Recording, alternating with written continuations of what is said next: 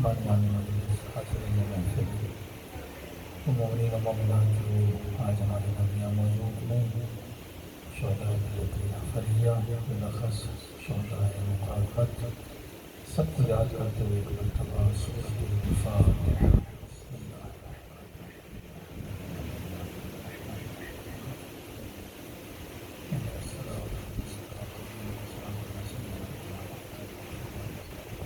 اللہ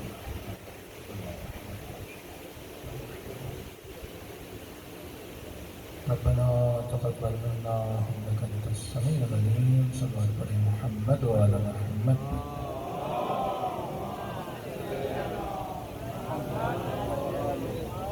بسم اللہ الرحمن الرحیم، الحمد للہ رب العالمین، الصلاة والسلام علی سید المرسلین وخاتم النبیین ابی القاسم مصطفیٰ محمد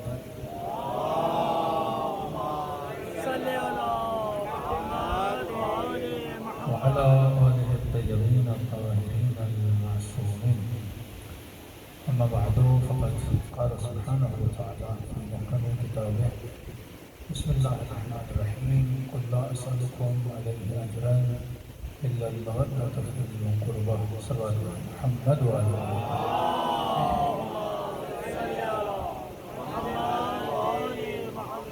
دعا ہے پروردگار عالم رات کے اس پہر ہم سب کی عبادتوں کو اپنی بارگاہ میں قبول فرمائے، اور جو مقصد زندگی مقصد عبادت لے کر فرش عزائے اہل بیت پہ بیٹھے ہیں، خدا ان مقاصد میں بھی ہم سب کو کامیاب نصیب فرمائے۔ یہ بات یاد رکھیں کہ پروردگار عالم کبھی بھی عمل کی کثرت کو نہیں دیتا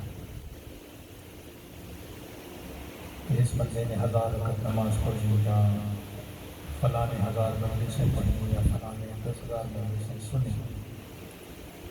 خدا کبھی بھی عمل کو نہیں دیکھتا، پروردگار عالم عمل کرنے والے کی نیت کو دیکھتا ہے۔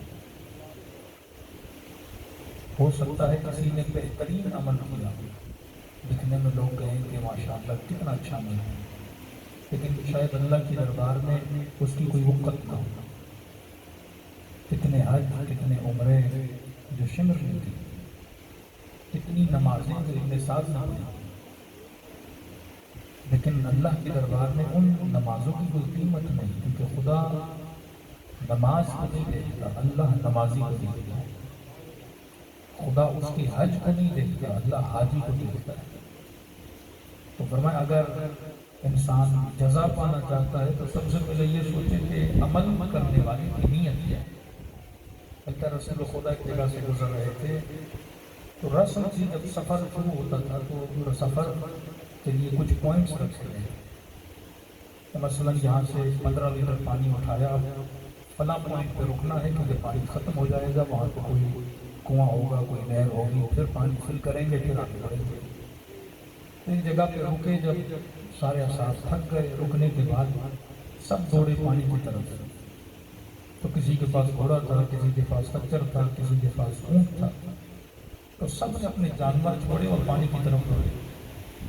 یہاں رسول خدا کے ایک صحابی نے دیکھا کہ سارے اپنے اونٹ گھوڑے خچر چھوڑ کے جا رہے ہیں، تو کسی کا اونٹ کہیں بھاگ رہا ہے، کسی کا گھوڑا کہیں جا رہا ہے، تو اس نے مدد کی نیت سے زمین پہ کیلا لگایا اور ان کے اونٹوں کی رسیاں اس کیلے کے ساتھ باندھ دی۔ اس کے بعد آیا رسول خدا کے خیمے میں، یا رسول اللہ میں نے آج بہترین عمل انجام دیا۔ نبی نے فرمایا کیا کیا؟ یا رسول اللہ میں نے یہ سوچا کہیں کسی کا گھوڑا نہ گم ہو جائے، کہیں کسی کا اونٹ نہ گم ہو جائے۔ یا رسول اللہ میں نے کیل زمین پہ لگائی اور رسی باندھی۔ نبی نے فرمایا اللہ تجھے جزائے خیر دے کیونکہ تو نے بہترین عمل انجام دیا۔ کہتے سفر تمام ہوا، کسی اور سفر میں رسول خدا آ رہے تھے، اتفاقاً اسی راستے سے نبی کا کوئی دوسرا صحابی گزرا، اس کا پاؤں اسی کیلے سے ٹکرایا اور پاؤں زخمی پڑ گیا۔ اس نے کیا کیا؟ کیلے کو زمین سے نکال کے اکھاڑ کے اور دور پھینک دیا۔ آیا رسول خدا کی خدمت میں، یا رسول اللہ آج میں نے بہترین عمل انجام دیا۔ نبی نے فرمایا کیا کیا؟ یا رسول اللہ زمین میں کیل تھی، میرا پاؤں ٹکرایا، میں نے اسے اکھاڑ کے پھینک دیا، کہیں ایسا نہ ہو کوئی اور آئے اس کے پاؤں سے لگے اور وہ زخمی ہو جائے. نبی نے فرمایا اللہ تجھے بھی جزائے خیر دے. اور کہا کہ اللہ نہ کیل لگانے والے کو دیکھتا ہے نہ نکالنے والے کو دیکھتا ہے، اللہ بندے کی نیت کو دیکھتا ہے. ہارون مسجد بنا رہا ہے. بہلول نے کہا ہارون کیا کر رہے ہو؟ اللہ کی راہ میں اللہ کا گھر بنا رہا ہوں، مسجد بنا رہا ہوں. کہ اللہ تجھے جزا دے. کہ ہارون ایک کام کرتا کیا کرتا؟ کہ ایک کام کر اس مسجد کے اوپر بہلول مسجد. تو ہارون نے کہا لوگ تجھے پاگل کہتے ہیں لیکن بڑا ہوشیار ہے، پیسہ میں لگاؤں، محنت میں کروں، زحمت میں کروں، مسجد میں بناؤں، لیکن نام لکھوں تیرا. تو بہلول نے کہا کہ ہارون میں یہی تو سمجھانا چاہ رہا تھا، تو مسجد نہیں بنا رہا، تو اپنا نام بنا رہا. تو خدا نہ عمارتوں کو دیکھتا ہے نہ انسان کے اعمال کو دیکھتا ہے، اللہ عمل کرنے والے کی نیت کو دیکھتا ہے. بہت بڑے عالم دین سیدنا رشید انصاری کا واقعہ فرماتے لوگ لائنوں میں کھڑے ہوتے تھے کہ قبلہ مجلس ہمارے یہاں پڑھی بزی شیڈول. اور اتفاق سے کہ میں یونیورسٹی میں بھی لیکچر دیتا تھا تو واپسی کے راستے سے ٹریفک سگنل پہ ایک بوڑھا شخص مجھ سے ٹکرایا اور اس نے آئینے پہ دستک دی کیونکہ میرے سر پہ امامہ بھی تھا، میں گاڑی میں بیٹھا تھا. انہوں نے کہا مولانا ہے میری آپ سے چھوٹی سی درخواست ہے، میں غریب آدمی اور دور دراز علاقے میں رہتا ہوں. کل رات میرے گھر میں مجلس ہے اور اگر آپ کو زحمت نہ ہو تو آپ کو مجلس آ کے پڑھیں. میں نے کہا کوئی اور کا نہیں، مجھے کوئی اور نہیں مل رہا، ٹائم بہت کم بچ رہا ہے، لہٰذا اگر آپ کو زحمت نہ ہو. کہتا اس کے لہجے سے لگا کہ مجھے جانتا نہیں. اب ایک مشہور خطیب ہو، پوری دنیا جانتی ہو، اور ایک عام سا مومن ہو، اس نے سر پہ امامہ دیکھا کہ تو مولانا ہے اور ہم مجلس پڑھا رہے ہیں. تو کہتا میں نے دل میں کہا کہ انصاری تو نے آج تک ساری مجلسوں اس کے لیے پڑھی ہیں جو تجھے جانتے ہیں، پہلی مرتبہ وہ بندہ تم سے ٹکرایا ہے جو تجھے جانتا ہی نہیں اور سگنل پہ روک کے بول رہا ہے کل رات میرے گھر میں آ کے مجلس پڑھی. کہتا میں چلا گیا، بہت غریبانہ علاقہ تھا، چھوٹا سا اس کا گھر تھا، 20-25 مومنین اس مجلس میں تھے. اب میں وہ جو ہزاروں کے مجمع میں کہتے ہیں پڑھنے والا، ابھی کیسی جگہ جہاں 20 لوگ 15 لوگ بیٹھے ہوئے ہیں اور پڑھانے والا بھی مجھے نہیں جانتا. کہتے میں نے سمپل سی ایسے جس طرح مجلس پڑھی جاتی ہے مجلس پڑھی، گھر آیا. کہتے کئی دنوں کے بعد میں نے خواب دیکھا. خواب میں دیکھتا ہوں کہ عالم برزخ میں ہوں اور مجھے بولا جا رہا ہے کوئی عمل دو جو عمل تمہارے لیے باعث نجات بنے. کہتا ہے جو بھی عمل پیش کرتا تھا ملائکہ کہتے تھے اس سے تجھے شہرت ملی، اس سے تجھے فائدہ ملا، اس سے تجھے نام ملا، اس سے تجھے نمود ملا، یہ کام کیا لوگوں نے تمہارا شکریہ ادا کیا، اس سے یہ ملا، اس سے وہ ملا. اب کہتا میں پریشان کون سا عمل پیش کروں ملائکہ کی خدمت. تو کہتے ہیں سوچ کے مجھے یہ عمل یاد آیا. میں نے کہا میں نے یہ مجلس پڑھی جو پڑھانے والا بھی مجھے نہیں جانتا تھا اور میں کوئی ایسی نیت بھی لے کر نہیں گیا تھا. تو انہوں نے کہا ہاں ہم تجھے عالم برزخ میں چھوڑ رہے ہیں صرف اس مجلس کی وجہ سے جو تم نے صرف اور صرف خالصتاً اللہ کے لیے. کہیں نہ کہیں شہرت کا عنصر ہوتا ہے، کہیں نہ کہیں جانکاری کا عنصر ہوتا ہے، کہیں نہ کہیں بڑا آدمی ہے وہ اس کے گھر میں چلا جاؤں وہ عنصر ہوتا ہے. تو فرمایا مثقال ذرۃ خیرا یرہ مثقال ذرۃ شرا یرہ. اللہ کی نگاہوں سے تمہارے عمل کا ایک ایک ذرہ قابل دید ہے کہ تم کیا کر رہے ہو. علماء فرماتے ہیں کہ شہر نجف میں مولا کا فرمان ہے اپنے نفس کو دھوکہ دیا کرو. کہ مثلاً آپ کا نفس شاید روزہ نہ رکھے، شاید ایک ثقیل عبادت کی طرف آگے نہ بڑھے، تو فرماتے سے دھوکہ دو، یہ کھانا پسند کرتا ہے، یہ آسائش کو پسند کرتا ہے. یہ عالم دین کہتے ہیں اپنے نفس کو دھوکہ دیتے تھے کہ آج اگر اتنی نمازیں پڑھو گے تو شام کو آپ کو چلو کباب کھلائیں گے. تو کہتا ہے نفس چلو کباب کی لالچ میں ساری نمازیں پڑھتا ہے.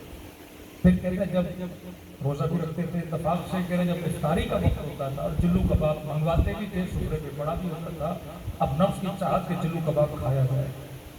کہتے اس وقت فوراً میں کباب کو اٹھاتا تھا اور وہ کباب ساتھ والے حجرے میں جو طالب علم تھا اس کو دے کے آ جاتا تھا اور خود ایک سوکھی روٹی اور چند کھجوریں کھاتا تھا، اور پھر اپنے نفس کو کہتا تھا اتنی بار تو نے مجھے دھوکہ دیا، آج میں نے تجھے دھوکہ دیا۔ تو ہر جگہ دھوکہ دینا حرام ہے، پر نفس کو دھوکے دینے میں اللہ کیا دیتا ہے؟ ثواب عطا کرتا ہے۔ چوتھے امام زین العابدین علیہ السلام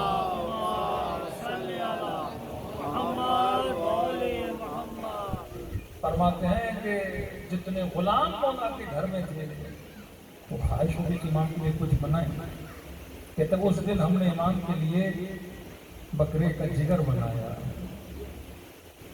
اور شام جب ہوئی سفرے پہ رکھا اور ہم نے کہا مولا تناول کریں، تو فوراً مولا نے کہا یہ اسے دے کر آؤ جو گلی کے اندر بھوکا بیٹھا ہوا ہے۔ اپنی خواہشات کو قربان کرنا، جب انسان یہ مقام پا لیتا ہے اب خدا کہتا ہے اس سے محبت کرنا بھی عبادت بن جاتا ہے۔ جناب سیدہ جب امیر المومنین کے گھر میں آئی، مولا علی ایز اے شوہر عرض کر رہے ہیں کہ سیدہ زندگی گزر گئی، آپ نے علی سے کسی چیز کی خواہش نہیں؟ شوہر اگر بیوی نیک ہو اس کا دل بھی کرتا ہے کہ بیوی کچھ مانگے۔ تو سیدہ نے کہا کہ علی جب اپنے گھر سے آ رہی تھی تو میرے بابا نے کہا کہ بیٹی مالی اعتبار سے علی کے حالات کمزور ہیں، کبھی ایسا سوال شوہر سے نہ کرنا کہ وہ دے نہ سکے وہ شرمندہ ہو جائے۔ کہا کہ زندگی گزر گئی میں نے آپ سے کبھی کچھ نہیں مانگا۔ کہتے ہیں اتفاق سے سیدہ بیمار بھی تھی، امیر المومنین نے فرمایا کہ سیدہ اپنے زندگی میں کچھ بھی نہیں مانگا، لیکن آج میرا دل ہے کہ آپ علی سے کچھ مانگیں۔ تو اس بستر بیماری سے سیدہ نے عرض کیا کہ علی میرا دل ہے کہ آج انار قمبر کہتے ہیں مولا فوراً گھر سے باہر نکلے اور جو فروٹ کی بازار تھی مارکیٹ تھی مولا وہاں گئے، ایک دکان سے پوچھا کہ انار ہے کہ نہیں؟ کہتے سب دکانداروں نے کہا یا علی ابھی انار کا سیزن ختم ہوا ہے، مارکیٹ میں انار نہیں۔ اب آپ کے ذہن میں وہ امیر المومنین ہیں جو معجزہ کر کے اینٹ کو سونا بناتے ہیں، جو مٹی کو اپنی گود میں ڈالیں تو جواہر بن جاتے ہیں۔ کبھی بھی اہل بیت نے معجزہ اپنی ذات کے لیے نہیں کیا، معجزہ کرتے تھے تو ہدایت بشر کی، نہیں کہ میں امام ہو اعجاز امامت ہے اور جگہ جگہ امیر المومنین معجزے کرتے ہیں، ورنہ معجزہ کیا کسی کو ہدایت دینی تھی تو معجزہ کرتے تھے۔ ورنہ اسماعیل اگر ایڑیاں رگڑے تو آب زمزم نکل آتا ہے، اور امام حسین کے 6 مہینے کا بچہ جو فخر اسماعیل ہے اس بار شدت پیاس ہے کہ یہ بچہ ایڑیاں رگڑتا تو آپ جاری نہ ہوتا، یا امام حسین اگر دعا کے لیے ہاتھوں کو بلند کرتے خدا بارش نہ برساتا، ایک عام ولی بھی دعا کرے تو بارش برستی۔ امتحان الہی یہ کہ طاقت کے ہوتے ہوئے بندہ طاقت کو استعمال نہ کرے، میرے پاس پاور ہے لیکن اس پاور کو استعمال نہ کرو۔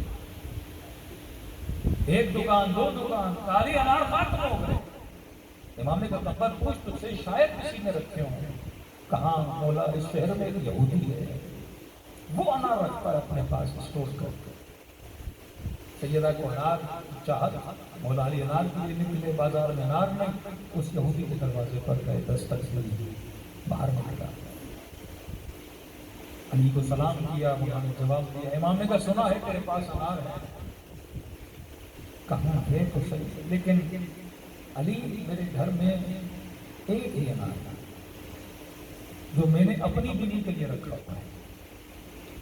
تو امام نے فرمایا زندگی میں علی سے کسی نے کچھ بھی نہیں مانگا، پر آج اس نے سوال کیا ہے اور علی بنا چاہتے ہیں کہ اگر اس کی قیمت 4 درہم ہے تو علی تجھے 8 دینے کے لیے تیار ہے۔ کہ مسئلہ پیسوں کا نہیں، کہتے ہیں دروازے کی کچھ سے اس کی زوجہ سن رہی تھی، شوہر کو گھر بلایا، کہ دیکھ نہیں رہی کہ امیر المومنین علی ابن ابی طالب تیرے دروازے پہ کھڑے ہیں۔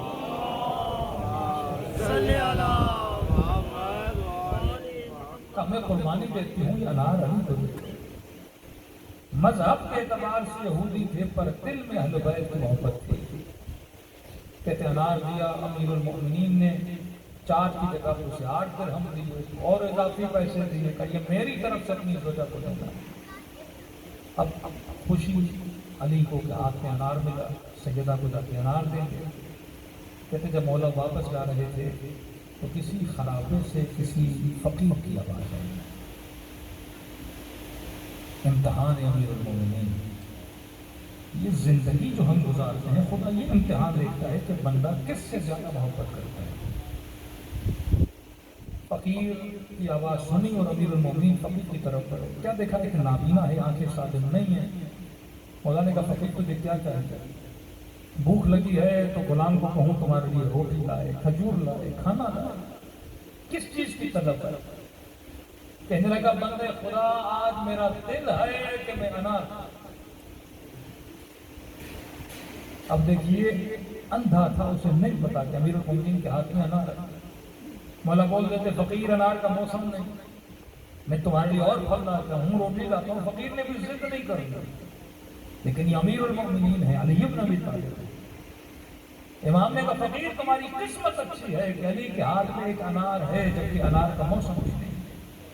لیکن دیکھو مسئلہ یہ ہے کہ میرے گھر میں بھی ایک مریض ہے جس نے زندگی میں پہلی بار مجھ سے کچھ مانگا ہے۔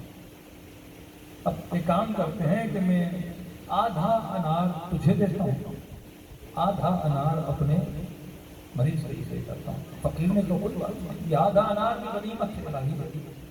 کمبر کہتے ہیں علی نے انار کو آدھا اپنے ہاتھوں سے اس کے دانے نکالے اور فقیر کو کھلایا۔ کہتے جب فقیر نے آدھا انار کھایا تو اسے کوئی اچھا لگ گیا۔ اس نے کہا بندے خدا میرا دل ہے کہ دوسرا آدھا بھی مجھے۔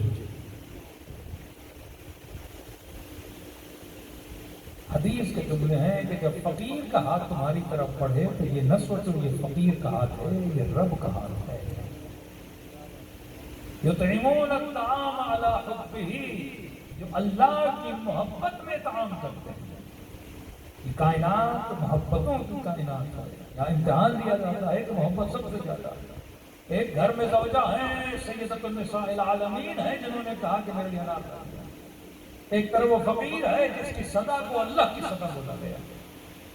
محمد کہتے میں سوچ کر پڑھ گیا تب مولا علی کیا کہیں گے؟ امام نے کہا اگر تجھے اور آدھا چاہیے میں وہ بھی تجھے کھلانے کے لیے۔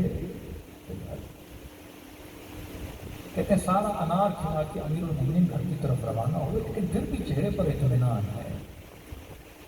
یہاں 5 منٹ سوچیے کہ اگر آپ کی بیوی نے آپ کو بولا ہوتا انار لا یا کوئی چیز ہمارے لیے لاؤ، اور راستے میں کوئی فقیر کہتا کہ بھائی ہمیں بھی طلب ہے، آپ نے کباب وباب لیا، اور آپ وہ چیز اسے دے دیتے اور گھر میں بیوی بیٹھی ہے جس میں اس کو ضرورت بھی ہے، اور گھر پہنچتے اور زوجہ کہتی کہ جناب لائے کہ نہیں لائے، اور آپ نے کہا نہیں لایا تو تھا لیکن فقیر کو دے دیا۔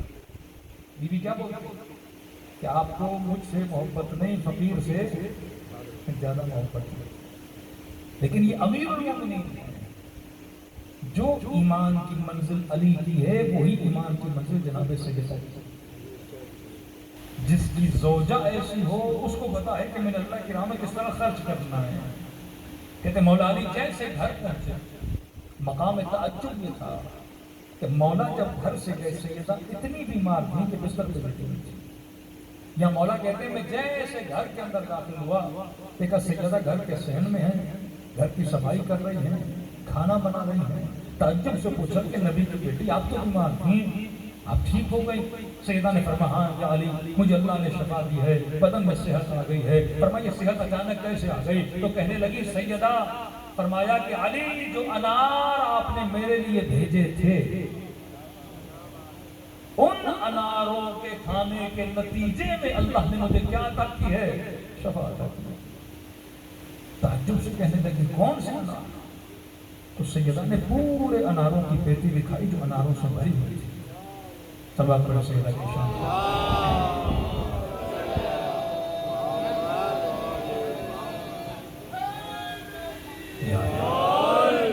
اب یہ انار کی پیٹی کہاں سے آئی؟ یہاں پہ مولا فرماتے ہیں اللہ کا فرمان اگر خدا کی راہ میں ایک دو گے خدا 10 کر کے واپس کرتا ہے۔ یہاں علی نے انار فقیر کو کھلایا، وہاں جبرائیل پورے اناروں کی پیٹی لے کر آیا۔ اب دوسرا نتیجہ یہ نکلتا ہے کہ ایک دو کے خدا کتنا دے گا؟ 10 बना के देगा। दूसरा नतीजा ये कि अगर आपका बेटा बीमार है, आप बेटे के लिए आधा किलो गोश्त लेकर आए, जरूरी नहीं कि इस गोश्त में शफा भी हो। आधा किलो सेब लेकर आए, जरूरी नहीं कि आधे किलो सेब में आपके बच्चे के लिए शफा भी रखी है। तो आप अपने पैसे से लेकर आए, शफा की जमानत नहीं। वो अनार जो यहूदी ने दिया था, ये जरूरी नहीं था कि सैयदा अगर उस अनार को खाती तो कुछ शफा मिल जाती, लेकिन उस एक अनार को देने के बदले में जो खुदा 10 देता है, उस रिज्क में खुदा शफा देकर आपके घरों में भेजता है। क्योंकि सदका 70 बलाओं को दूर करता है। यहाँ आपने 100 दिया, उसके बदले में जो 1000 आपके घर में आता है, उस 1000 में अल्लाह क्या रखता है? शफा रखता है। यहाँ आधा किलो दोगे, उसके बदले में जो खुदा आपको 5 किलो देगा, उसमें अल्लाह क्या रखेगा? शफा रखेगा। तो सैयदा ने खाया, अल्लाह ने क्या अता की? शफा अता की थी। जिस बीवी के लिए रसूल गिरामी ने फरमाए ये कायनात की पहली बेटी है, जिनके लिए रसूल कहे कि उम्म अबीहा, तो अपने वालिद के लिए भी माँ का दर्जा रखे। यानी रसूल दाखिल होते तो कायनात के लोग खड़े हो जाते हैं, लेकिन सैयदा आती तो कायनात का रसूल खड़ा हो जाता है। फरमाया कुल ला असअलुकुम अलैहि अजरन इल्ला अल-मवद्दत फिल क़ुरबा। खुलासे जिंदगी बशर कि हम जिंदगी में जो कुछ भी करते हैं मोहब्बत की वजह से करते हैं।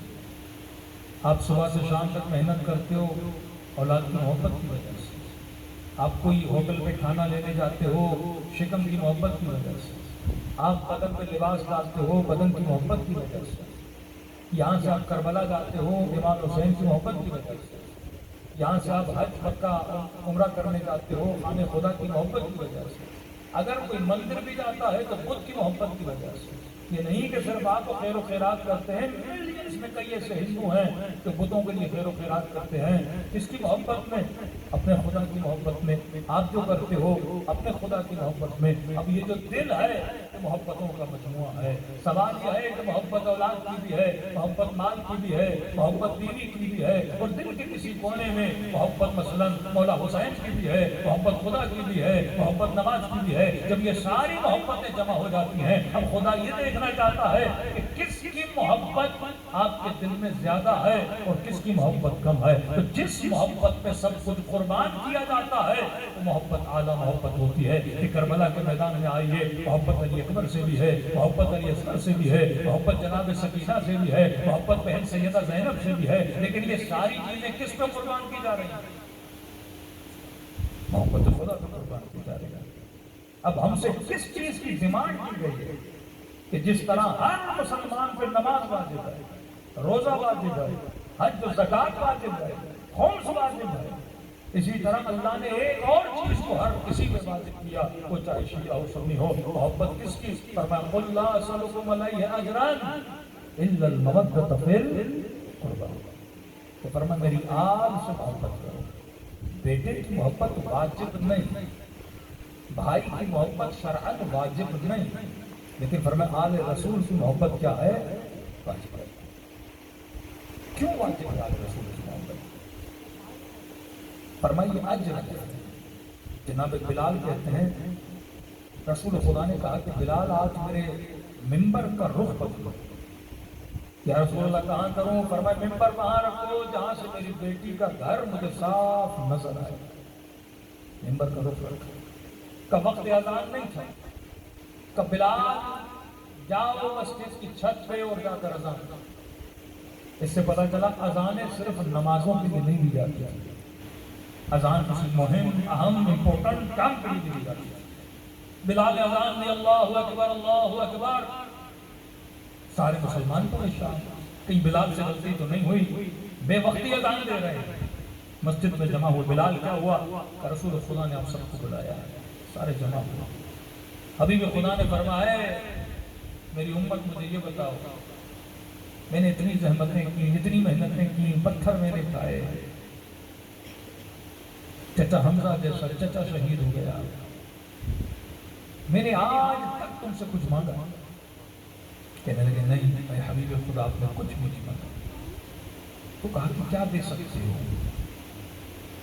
کسی نے کہا یا رسول اللہ میرے پاس کھجوروں کا باغ ہے، وہ سارا آپ کو دے سکتا ہوں۔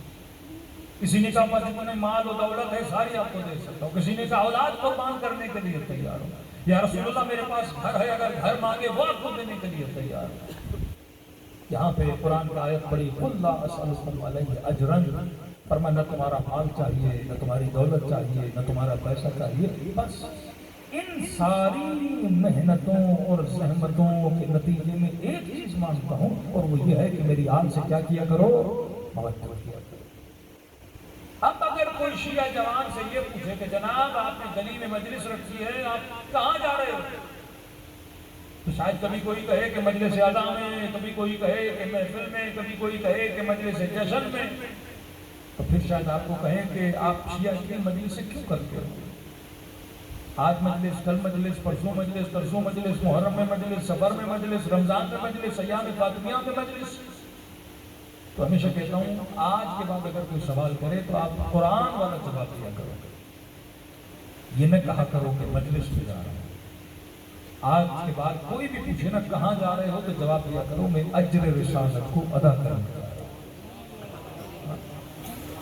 وہ اجر جو رسول نے اس زمانے میں مانگا تھا، کس چیز کے بدلے میں؟ آج آپ کی ماں بہنوں کے سروں پہ چادر ہے، احسان کس کا؟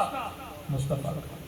آج میں بت پرست نہیں، اپنا ماتھا وحدہ لا شریک کی دربار میں جھکاتا ہوں، احسان کس کا؟ رسول کا۔ کل لوگ بیٹیوں کو زندہ درگور کرتے تھے، آج گھر میں بیٹی کی عزت اور ادب ہے، یہ احسان کس کا ہے؟ رسول کا احسان ہے۔ آج آپ کو نجاست و طہارت کی تمیز کا پتہ ہے، یہ احسان کس کا ہے؟ رسول کا احسان ہے۔ وہ عرب جو مکے کی گلیوں کے گڑھوں میں کھڑا ہوا نجس پانی پیا کرتے تھے، اسے تمیز کس نے سکھائی کہ نجاست اور پاکیزگی کیا ہوتی ہے؟ یہ احسان کس کا تھا؟ رسول کا تھا۔ تاریخ عرب پڑھیں گے، مہینوں گزر جاتے تھے، عرب نہایا نہیں کرتے تھے، صفائی کا کنسپٹ نہیں تھا۔ وہ عرب جو مہینوں میں نہ نہائیں، رسول نے انہی عربوں کو دن میں 5 مرتبہ وضو کرنے کے لیے مسجد خدا میں بلانا شروع کر دیا۔ کبھی کہا غسل جمعہ کرو، واجب غسل، مستحب غسل، حاجت کے لیے غسل، استغفار کے لیے غسل، قحط آ گیا میدان میں جاؤ تو غسل کر کے جاؤ، یعنی صفائی کا معیار بنا دیا۔ وہ عرب جن کے صفائی کا کنسپٹ نہیں تھا، وہ عرب جن کے پانی کی قلت پائی جاتی تھی، نبی نے ان کو صفائی کا تصور دیا، تہذیب کا تصور دیا، طہارت کا تصور دیا، بیٹی کی عزت و احترام کا تصور دیا۔ وہ عرب جو اپنی سوتیلی ماؤں سے نکاح کیا کرتے، ان کو تمیز دی کہ حلال رشتہ کیا ہوتا ہے، حرام رشتہ کیا ہوتا ہے۔ اب یہ رسول اپنی زحمتوں کے بدلے میں ایک چیز مانگتا ہے، اور وہ یہ ہے کہ میری آل سے کیا کرو؟ محبت کرو۔ اب اگر کوئی سجدہ کرے پر دل میں سجدہ کی محبت نہ ہو تو سجدوں کا کوئی فائدہ نہیں۔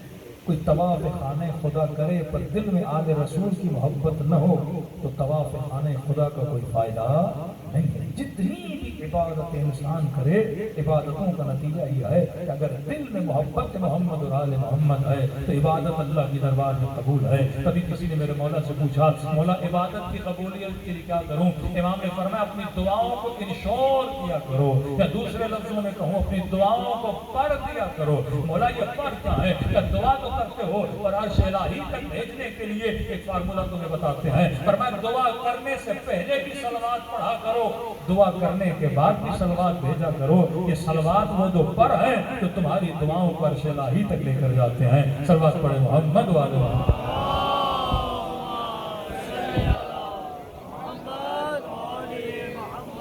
اب فصاحت قرآن یہ ہے کہ یہ نہیں کہا کہ میری آل سے محبت کرو۔ اردو میں ہم ترجمہ یہ کرتے ہیں کیونکہ اردو کے الفاظ کا ذخیرہ بہت کم ہے، عربی بڑی وسیع زبان ہے۔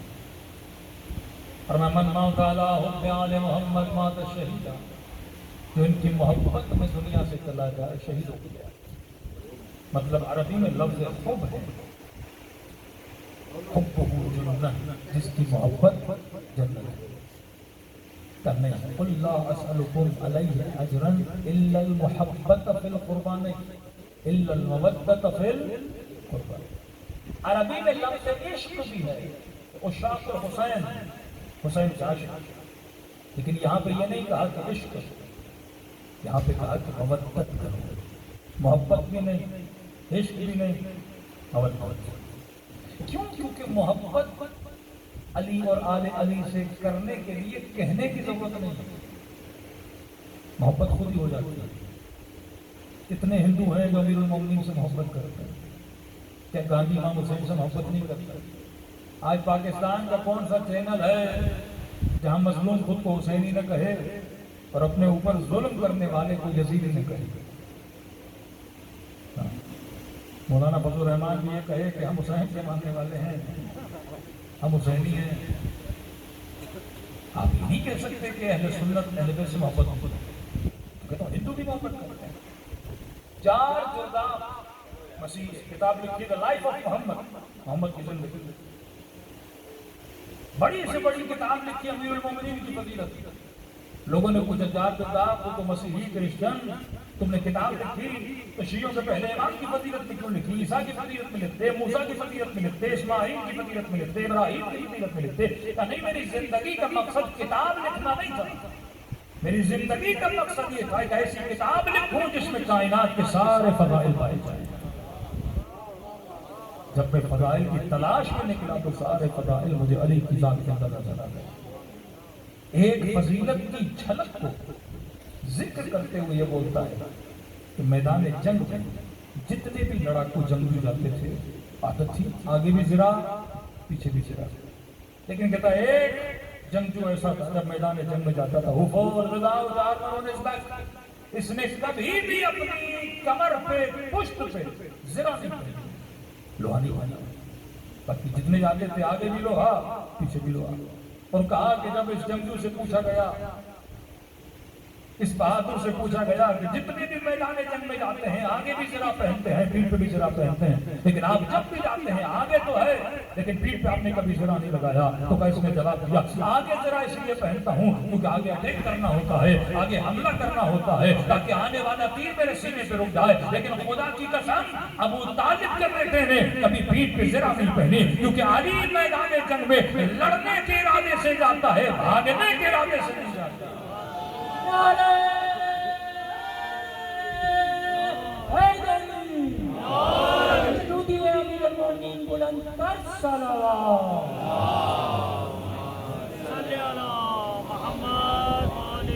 چار جردہ ہے لیکن عشق علی میں علی کے قصیدے پڑھ رہا ہے۔ آپ نہیں کہہ سکتے کہ مثلا کوئی مسیحی مولا سے محبت نہیں کرتا، آپ نہیں کہہ سکتے کہ مثلا کوئی اہل سنت امیر المومنین سے محبت نہیں کرتا۔ آج دنیا میں جتنی محبت مسلمانوں کے دلوں میں شیعہ علماء کی کسی کی گلگت سے مومنہ کہہ رہے مولانا چلاس میں وہ لوگ جو بسوں سے اتار کر ہمارے گلے کاٹتے ہیں، کہتے شہید حسن نصر اللہ کی شہادت کے بعد انہوں نے جلوس نکالا، فوٹو کس کا اٹھایا ہوا؟ شہید حسن نصر اللہ۔ فطری تقاضا ہے کہ فطرت بہادر سے محبت کرے، ڈرپوک سے محبت نہیں کرے۔ آپ بہادر بن جائیں، آپ کا ہمسایہ آپ کی گلی میں ہر بندہ آپ سے کیا کرے گا؟ محبت کرے گا۔ بھائی آپ کا سگا ہو لیکن ڈرپوک ہو، آپ اس کی صفت کو پسند نہیں کریں گے۔ مرد بہادر ہو عورت کو پسند، ڈرپوک ہو اس کی گھر میں بھی عزت نہیں ہوتی، کیونکہ فطرت کا تقاضا ہے۔ اللہ نے یہ جو نیچر آپ کو بنائی ہے، نیچر ہمیشہ پرفیکٹ چیزوں کی عاشق ہوتی ہے، نیچر کمال سے محبت کرتی ہے، تبھی آپ نے کہا کہ با کمال بنو، یہ آپ کی نیچر ہے۔ انسان چاہے نہ چاہے با کمال بنو۔ دیکھو ہدایت دو طرح کی، ہدایت تکوینی، ہدایت تشریعی۔ ہدایت تکوینی کیا ہے؟ آپ نے انار کا دانہ لیا زمین میں ڈالا، اللہ نے اس دانے کو کمال تک پہنچنے کی ہدایت دی ہے کہ اس نے کمپلیٹ انار کیسے بننا ہے۔ تربوز کا دانہ ڈالا، اس نے کمپلیٹ تربوز کیسے بننا ہے۔ نطفہ شکم میں گیا، اللہ نے نطفے کو ہدایت دی ہے اس نے کمپلیٹ انسان کیسے بننا ہے۔ ابھی آپ کے بدن کو ہدایت ملی ہوئی ہے کہ اس بدن کے بال بھی سفید ہوں گے، اس کی کھال بھی مرجھا جائے گی، اس کے گھٹنوں میں بھی تکلیف آئے گی، یہاں تک کہ اس دنیا سے چلا جائے گا اور قبر کے حوالے کر دیا جائے گا، کیونکہ اللہ نے اس کے اندر یہ ہدایت تکوینی رکھی ہوئی ہے۔ شہد کی مکھی دنیا کے کسی اسکول میں نہیں پڑھی، لیکن اسے ہدایت دی ہوئی ہے کس پھول پہ بیٹھنا ہے، کون سا رس نکالنا ہے، چھتا کیسے بنانا ہے، شہد کیسے بنانا ہے۔ چوٹیوں کو ہدایت دی ہوئی ہے انہوں نے گھر کیسے بنانے ہیں، کبوں کو ہدایت دی ہوئی ہے، چڑیا کو ہدایت دی اس نے گھر کیسے بنانا ہے۔ بھائی کہ اتنے بڑے انجینئر کس یونیورسٹی میں پڑھے؟ عجیب ہے کہ آپ ایک یونیورسٹی کے 10 انجینئر بنائیے اور کہیے کہ آپ گھر کی یہ کمرہ بنائیے، آپ گھر کی یہ دیوار بنائیے، آپ یہ چھت بنائیے۔ تینوں سے اگر سیم چیزیں بھی بنائیں گے تو تھوڑا تھوڑا فرق آ جائے گا، بلکہ ایک ہی یونیورسٹی سے پڑھے ہوئے۔ اللہ کا چیلنج ہے دنیا کے کسی ملک میں بھی چلے جاؤ، ملینز کی تعداد میں شہد کی مکھیاں ہیں، جب یہ چھتا بناتی ہیں تو چھتے کا جو سائز ہے وہ ایک ہی ہوتا ہے۔ ہونا یہ چاہیے نا کہ پاکستانی شہد کی مکھی بنائے تو تھوڑا چھتا ٹیڑھا پھیڑا بنائے، جو ہماری حالت ہے۔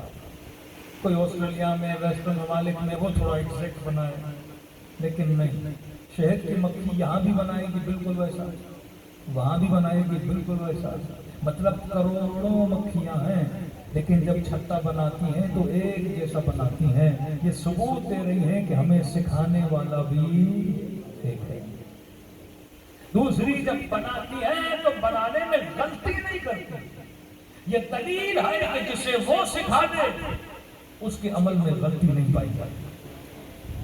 جو وہاں سے علم لے کر آتا ہے وہ صاحب عصمت ہو جاتا ہے۔ یہ ہے ہدایت تکوینی جو ہر کسی کو سکھے۔ ایک ہے ہدایت تشریعی جس کی دعا سورہ ہم میں کرتے ہیں، اہدنا الصراط المستقیم، اے خدا ہم سب کو ہدایت دے۔ یہ مانگنے سے ملتی ہے، تکوینی بن مانگے بھی مل جاتی ہے۔ آپ ڈاکٹر کے پاس گئے، ڈاکٹر نے کہا سر میں درد ہے، آپ پیناڈول کی ٹیبلٹ کھا لیجئے، آپ ڈسپرین کھا لیجئے۔ اب یہ نہیں کہ میں کہوں پروردگار اس ڈسپرین میں شفا رکھنا، آپ کہیں نہ کہیں سر کا درد ختم ہو جائے گا۔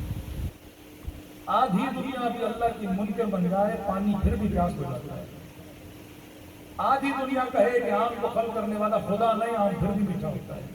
یہ ہدایت دینی ہے، چاہو نہ چاہو بالجبر یہ ہدایت خدا نے دی ہوئی ہے، آپ کو ملے گی۔ لیکن ایک ہدایت ہے جو فری میں نہیں ملتی، اس ہدایت کے لیے مانگنا پڑتا ہے۔ ایاک نعبد و ایاک نستعین، اے خدا میں تیری ہی عبادت کرتا ہوں، تجھ ہی سے مدد مانگتا ہوں۔ پھر سوال اٹھتا ہے کس چیز میں تجھ سے مدد مانگتا ہوں؟ اہدنا، ہدایت دے۔ کس چیز میں ہدایت دے؟ کھانے میں، پینے میں، چلنے میں، سوچنے میں، دیکھنے میں، کس چیز میں ہدایت دے؟ یہ تو ساری چیزیں کہوں نہ کہوں مجھے ہدایت مل رہی ہے۔ شکم میں بچہ ہوگا، 9 مہینے کا ہوگا، کمپلیٹ ہو کے باہر آ جائے گا، اس میں اللہ سے کہنے کی ضرورت نہیں، ہدایت تو ملی ہوئی۔ کس چیز میں ہدایت مانگتا ہوں؟ یہاں پہ اکثر مسلمان کہتے ہیں نا، یا علی مدد کہنا بیدار، یا رسول اللہ مدد کہنا بیدار۔ بھائی کس چیز میں تجھ ہی سے مدد مانگتا ہوں؟ یہاں مانگنا ہے، یہ پہلی مدد ہے جس کے لیے خدا کہتا ہے مانگو گے تو دوں گا۔ میں آج پیدل چلوں، اللہ سے مدد مانگوں نہ مانگوں، چلوں گا۔ کہنے کی ضرورت نہیں خدا پانی سے مدد ہے کہ پانی پیاس ہو جائے، اللہ دے گا۔ یہ ہدایت تکوینی ہے، یہ مدد ہدایت تشریعی ہے، عبادت میں، معرفت میں کہ خدا میں تجھ سے مانگوں گا تو تو کیا کرے گا؟ عطا کرے گا۔ تکویناً آپ سب کے وجود میں خدا نے رکھا ہے کہ آپ عاشق ہیں بہادر انسان۔ ڈرپوک کا کوئی عاشق نہیں ہوتا، بھگوڑے کا کوئی عاشق نہیں ہوتا۔ سیاست کے میدان میں چلے جائیں، تاریخ کے میدان میں چلے جائیں، نہیں ملے گا آپ کو کوئی۔ تبھی شرائط امامت سے ایک شرط ہے کہ امام شجاع ہوگا، کہ کل علم اسے دوں گا، جو مرد ہوگا، کرار ہوگا، غیر فرار ہوگا۔ یہ نشانیاں ایک امام کی، کہ امام کرار ہوتا ہے، غیر فرار ہوتا ہے، امام بہادر ہوتا ہے۔ دیکھیے میں ایک سوال کروں گا، آپ سب کا جواب ایک ہوگا، کیونکہ سوال فطرت سے ہے، جواب فطرت سے۔ اس مجمع میں کوئی ایک بندہ ہے جو کہے کہ مولانا ہمیں کنجوسوں سے بڑا عشق ہے؟ ہاں یہ ضرور ہے کہ آپ خود کنجوس ہو گئے، لیکن کنجوس سے پیار نہیں کرتے۔ بندہ خود ڈرپوک ہوگا لیکن پیار کس سے کرے گا؟ بہادر سے، فطرت ہے۔ جاہل سے پیار نہیں کرتا، کس سے کرتا ہے؟ عالم سے کرتا ہے۔ اگر خدا نخواستہ معاشرہ جاہلوں کا عاشق بننے لگے تو سمجھو ان کی فطرت اور نیچر کے اندر وائرس آ گیا، یہ غلط چیز کی طرف جا رہا ہے۔ ہندو ہو، مسلم ہو، کرسچن ہو، ہر بندے کی فطرت میں ہے کہ عاشق کمال ہے۔ حسین منظر دیکھا پسند آئے گا، اچھی آواز سنی پسند آئے گی، اچھی بات سنی پسند آئے گی، اچھا نظارہ دیکھا پسند آیا، بہادر کو لڑتے ہوئے دیکھا پسند آیا۔ یہ پوری ڈرامہ انڈسٹری، فلم انڈسٹری آپ کی فطرت کی بنیادوں کی بیس پہ بنائی جاتی ہے۔ ایک کیریکٹر ولن، ایک کیریکٹر ہیرو۔ اب ولن کا کوئی عاشق نہیں ہوتا، ہیرو کے ہوتے ہیں۔ اب کوئی ہیرو ایسا آج تک دیکھا ڈرامے میں جو کنجوس ہے؟ ہمیشہ ہیرو کے اندر اچھی صفات ڈالی جاتی ہیں تاکہ آپ اس سے کیا کرو، انسیت پیدا کرو۔ ایک مکہ مارے 10 لوگ زمین پہ گر جائیں۔ اب آپ کو بھی پتا ہے کہ ایک مکے سے 10 لوگ نہیں گرتے، لیکن آپ پسند کیوں کرتے ہو؟ کیونکہ آپ کو بہادر انسان سے کیا ہے؟ پیار ہے، عشق۔ اب کیسے ممکن ہے کہ کوئی علی کی بہادری کے قصے سنے اور علی کا عاشق بنے؟ کوئی خیبر سنے اور کہے کہ مجھے علی سے پیار نہیں، تو مطلب اس کے وجود کے اندر مسئلہ ہے۔ کہا نا کہ خوشبو ہر کسی کو اچھی لگتی، اور ایک بندہ گیا عطر کی بازار میں بے ہوش ہو کے گر گیا۔ بڑے بندوں نے کوشش کی اٹھانے کی، اٹھ ہی نہیں رہا۔ آخر میں کسی نے جوتا سنگھایا، بندہ کھڑا ہو گیا۔ تو کہا بھائی ہم خوشبو سنتے ہیں اچھے، اور آج میں نے پوری زندگی چمڑے کے بازار میں کام کیا ہے، میں نے آج تک خوشبو سونگھی نہیں۔ تو جو پوری زندگی بزدلوں میں رہے اسے علی تو اچھا لگ ہی نہیں سکتا نا۔ بہادری ہر بندے کو اچھی لگتی ہے۔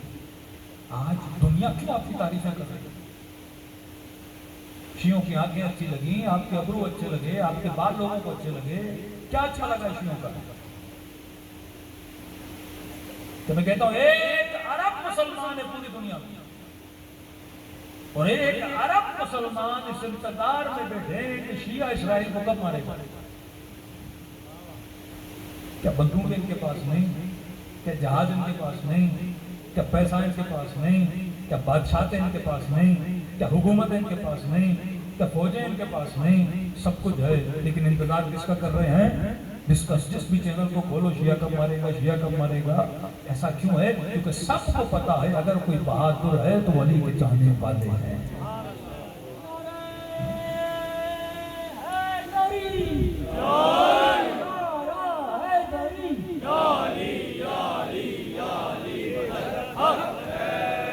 بھائی زیادہ دور جائیں تو خیبر کے اندر آئیے،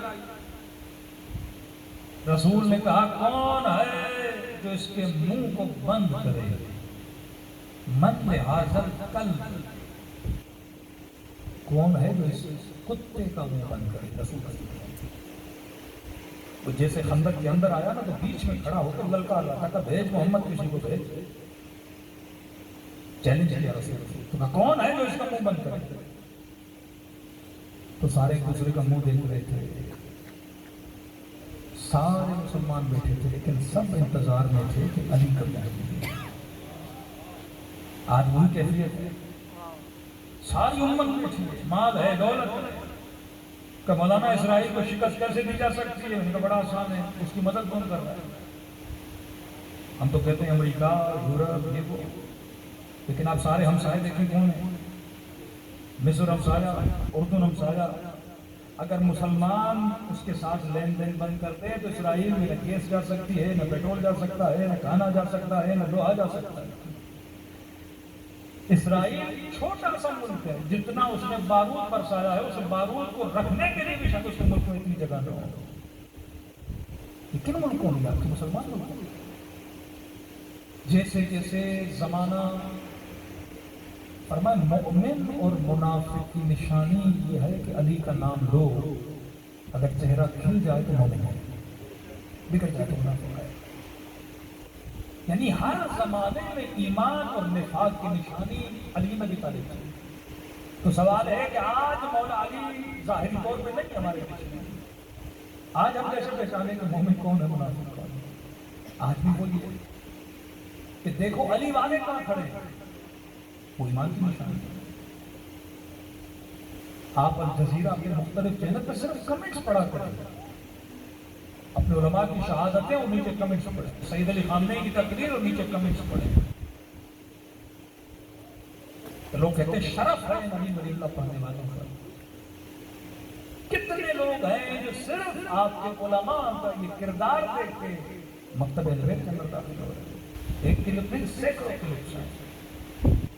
دیکھیے ہدایت جب خدا چینج لاتا ہے تو سیکنڈز میں ہوتا ہے. شاید آپ پوری زندگی محنت کرو، 4 لوگوں کو مکتب امیر المومنین نہ لا سکتے. کون سوچ سکتا تھا ایک افریقن جوان انقلاب اسلامی کے بعد ایران آئے گا، خمینی کی شخصیت سے متاثر ہوگا، وہاں پہ علوم دین حاصل کرے گا، اس کے بعد واپس نائجیریا جائے گا اور ایک بندہ 12 ملین لوگوں کو شیعہ بنائے گا. یہ برکت ہوتی ہے کسی کے عمل میں. اتنی برکت کہ ملین سے لوگ ایک بندے کی وجہ سے. وہ نائجیریا جہاں پہ تشیع کا اتنا کانسیپٹ نہیں ہے، صومالیہ چلے جائیں دشمنان اہل بیت، اطراف میں چلے جائیں دشمنان اہل بیت، افریقن لوگ 12 ملین. آج آپ کے ایک ایک شہید کے خون کی وجہ سے کتنے لوگ مکتب اہل بیت سے انسپائر ہو رہے ہیں. آپ سوچ بھی نہیں سکتے کہ فلسطین میں کوئی اہل بیت کا نام نہیں ہے. بعض حنفی اہل سنت، مالکی اہل سنت، شافعی بڑے متاثر ہوتے ہیں، لیکن آج ان کی جوانوں کی زبانوں پر اگر نام ہے تو حسین علی کا نام ہے. ہم نے 40 پہ فلسطینیوں کو آتا ہوا دیکھا. یہاں پہ امیر المومنین کا جملہ ہے شیعو کونو لنا زینن ولا تکونو لنا شنا. فرمایا علی کے چاہنے والوں ہمارے لیے باعث ذلت بننا، باعث ذلت نہ بننا. اگر کوئی تمہیں دیکھے تو یہ کہے جب علی کا چاہنے والا ایسا بہادر ہے تو اس کا مولا علی کیسا بہادر. آج دنیا آپ کے چہرے کو دیکھ کے انسپائر ہو رہی ہے کیونکہ فطرت کا تقاضا ہے. آپ کسی کو اگر مکتب اہل بیت کے قریب لانا چاہتے ہو بہترین طریقہ ہے گالم گلوچ کا طریقہ نہیں، دوسرا طریقہ جو اہل بیت والا طریقہ ہے. کہا کمال کو بیان ہے، کمال کو بیان ہے. جب آپ سخاوت امیر کو بیان کریں گے آٹومیٹیکلی کا عاشق بنے گا. جب شجاعت امیر کو بیان کریں گے آٹومیٹیکلی عاشق امیر المومنین بنے گا. کیونکہ خدا نے سارے کمالات کو اہل بیت علیہ السلام کے وجود میں جمع کر دیا. اب جب کمال ملا تو بندہ کمال کے سامنے کیا ہو جاتا ہے؟ جھک جاتا ہے. کبھی ہم سے یہ نہیں کہا کہ آل رسول سے محبت کرو، ہم سے کیا کہا؟ محبت کرو. محبت تو آپ کو ویسے ہی ہو جاتی تھی جب آپ مولا کی بہادری سنتے، جب مولا حسین کا صبر سنتے، جب چوتھے امام کی عبادتوں کا سنتے، جب چھٹے امام کے معجزات کا سنتے، جب امام حسن کی سخاوت کا سنتے، جب سیدہ زہرا کے اخلاق کا سنتے. تو محبت تو آپ نے ویسے ہو جاتی تھی. ہم سے کبھی محبت نہیں مانگی. ہم سے کیا مانگی؟ محبت مانگی. ہمارے استاد ایک مثال دیا کرتے تھے سمجھانے کے لیے. کہتے تھے گاؤں میں ایک شخص کسان بیٹھ کے رو رہا تھا. تو پنجاب میں ایک خاص طبقہ ہوتا ہے میراثیوں کا، گاتے ہیں، شادیوں میں جاتے ہیں، بنگڑے ڈالتے ہیں، بولنے میں بڑے تیز ہوتے ہیں. تو میراثی وہاں سے گزرا اور اس نے دیکھا کہ بیچارہ کسان رو رہا ہے. تو اب کیوں رو رہے ہو؟ تو اس نے رو کر کہا جناب میری بیوی مر گئی. تو کہا کہ بیوی کے مرنے پہ رو رہے ہو؟ مرنے پہ تو نہیں رو رہا، لیکن رو اس بات پہ رہا ہوں کہ وہ مر گئی اور پورے گاؤں کو میں نے کھانا کھلایا، فوتگی کا جو کھانا ہوتا ہے. اب سارے گاؤں کے 400-500 لوگوں کو دعوت دوں، پیسے میرے پاس اتنے نہیں. تو اس میراثی نے کہا کہ ہم کوئی بیچ کا راستہ نکالتے ہیں. کون سا راستہ؟ کہ دیکھو گاؤں کا جو وڈیرا ہے وہ بہت بڑا مالدار ہے، اس کے پاس جاتے ہیں، ریکویسٹ کرتے ہیں، ایک آدھا بیل آپ کو دے دے گا ذبح کرنا اور دیگیں اتارنا، لوگوں کو کھانا کھلانا. تو اس نے کہا آپ بھی بڑی عجیب باتیں کرتے ہیں کہ ہم پریشان ہیں، اوپر سے آپ نے ایسی بات کر دی کا کیا مطلب؟ کہ پورے گاؤں کو پتا ہے وہ اتنا کنجوس ہے، وہ مرغی اپنی کسی کو نہ دے دے، اور آپ کہہ رہے ہیں 400 لوگوں کو یہ بیل بنوائے. تو میراثی نے کہا تیرا مسئلہ یہ ہے کہ تجھے مانگنا نہیں آتا. میں میراثی ہوں، میں تمہیں سکھاتا ہوں. اکثر لوگ کہتے ہیں نا کہ قبلہ ہماری دعا قبول نہیں. بھائی آپ نے جیسے مانگا ہے جیسے اللہ سے مانگا جاتا ہے. دعائے قبیل تو خدا طریقہ امیر المومنین طریقہ بتاتے ہیں اللہ سے کیسے مانگو. دعائے ابو حمزہ سمالی، دعائے عرفہ، اس انداز میں بیٹھ کے آپ نے کبھی مانگا؟ یہ تو ایک عام بندوں کا قصہ سنا رہا ہوں. فطرت، بندہ خود کنجوس لیکن سخی سے محبت کرتا ہے. میراثی کو فطرت کا پتہ کہتا میرے ساتھ چلو میں تجھے پورا بیل دلاؤں گا. کہاں کا بڈیرے کا پوچھا کہ کہاں ایک اپنی زمینوں پہ کیا ہوتا ہے. ہزاروں ایکڑ میں اس کی زمینیں وغیرہ گھوڑے پہ بیٹھا ہے. یہ سارے وڈیرے کے پیچھے اتنا قریب ہوئے کہ وڈیرے نے ان کو دیکھا. اب اس نے بلند آواز میں اس کسان سے کچھ باتیں کرنا شروع کر دی اور کہا کہ اے غریب کسان، تجھے نہیں پتا اس وڈیرے کا دادا کتنا سخی ہے. کسان کہتا مجھے علم تھا کہ اس کا دادا بھی کنجوس ہے، لیکن یہ جھوٹی تاریخ ہے. دو تین تاریخیں اس نے کی، 4-5 قدم آگے بڑھے. کا دادا بہت سخی تھا لیکن اس کے دادے کو اس کے ابے نے بھی پیچھے چھوڑ دیا، وہ تو اس سے بھی زیادہ سخی. میں نے کہا آپ کیا کہہ رہے ہو؟ اس کے بعد تو اور بھی زیادہ کنجوس. صرف سنتے جا تمہیں بیل چاہیے کہ نہیں چاہیے؟ کہتا چند قدم اور بڑا کا دادا تو دادا، بابا تو بابا، وڈیرا خود اتنا سخت کہ فلاں کو زمین چاہیے تھی، وہ مسئلہ حل کیا. فلاں کا گھر ٹوٹا ہوا تھا، وہ بنا کے دیا. فلاں کو یہ مسئلہ تھا. گاؤں میں جو بھی پریشان ہے وہ اسی کے گھر پہ آتا ہے. کہنا میں حیرت میں دیکھ رہا ہوں کہ یہ تعریف ہے کس کی رائے کا وڈیرا سنتا گیا. میں نے کہا جناب اتنی تعریفیں کرتی ہیں، اب تو جا کے وڈیرے سے بات کرو. کہا نہیں ابھی بھی صبر کرو اور تعریفیں کرو. کہ 4-5 تعریفیں اور کی تو پنجاب کے وڈیرے چودھری صاحبان مونچھیں بڑی ہوئی ہیں. کہتے 8-10 تعریفیں کی تو اس نے اپنی مونچھوں کو مروڑا. تو اس نے کہا اب چلو. وہ خوش ہوا کہ اس کے قریب گئے. بھائی کیوں آئے؟ کہ چودھری صاحب یہ بیچارہ پریشان ہے، اس کی بیوی مر گئی ہے، ایک جانور اس میں ذبح کرنا ہے. میں نے کہا ایسے سخی وڈیرے کے ہوتے ہوئے کسی کو پریشان ہونے کی ضرورت ہے؟ کتنا چاہیے، کیا چاہیے؟ یہ بیل کھڑا ہے، لے جا. کہتا اس نے بیل دیا، واپس آ گیا. ہمارے استاد اخلاق کہتے تھے اگر کسی کنجوس کی بھی جھوٹی تعریف کرو وہ سخی بن جاتا ہے. کسی کنجوس کی بھی جھوٹی تعریف کرو وہ سخی بن جاتا ہے. آخر میں کہتے تھے اے طلباء، خدا تو ہے ہی سخی، تم اس کی بھی تعریف نہیں کرتے. یعنی کنجوس کی تعریف کرو سخی بن جاتا ہے، جو پہلے سے سخی ہے اگر آپ اس کی تعریف کرو گے تو اس کے وجود کا کرم کتنا زیادہ ہوگا. تو آل رسول سے محبت کرنا یہ فطرت کا تقاضا ہے. ہر بندہ اہل بیت سے محبت کرے گا، لیکن ہم سے محبت نہیں مانگی میرے عزیز. محبت مانگی تو شاید ہندو کرے، غیر ولایت کرے، لیکن جو صاحب ولایت ہے، جس نے اہل بیت کی ولایت کو مانا، جو زندگی ان کی ولایت کے سائے کے نیچے گزارے، اس سے کیا مانگا؟ مودت مانگی. فرمایا مولا یہ مودت کیا ہے؟ فرق مودت اور فرق محبت کیا ہے؟ فرمایا محبت بیوی سے کرو، محبت بچوں سے کرو، محبت بدن سے کرو، محبت کلچر سے کرو، محبت اپنے وطن سے کرو، محبت اپنی محلے سے کرو، محبت اپنے ماں باپ سے کرو. لیکن یہ نہیں کہا کہ آل رسول سے محبت کرنی ہے. پھر محبت اور مودت کیا ہے؟ فرمایا جہاں کائنات کی محبتیں ختم ہوتی ہیں وہاں سے مودت کی ابتدا ہوتی ہے. جہاں یہ ساری چیزیں قربان ہو جائیں. فرمایا سب سے پہلے جس نے راہ ولایت میں قربانی دی اس کا نام ہے سیدہ فاطمہ الزہرا صلوات اللہ علیہ.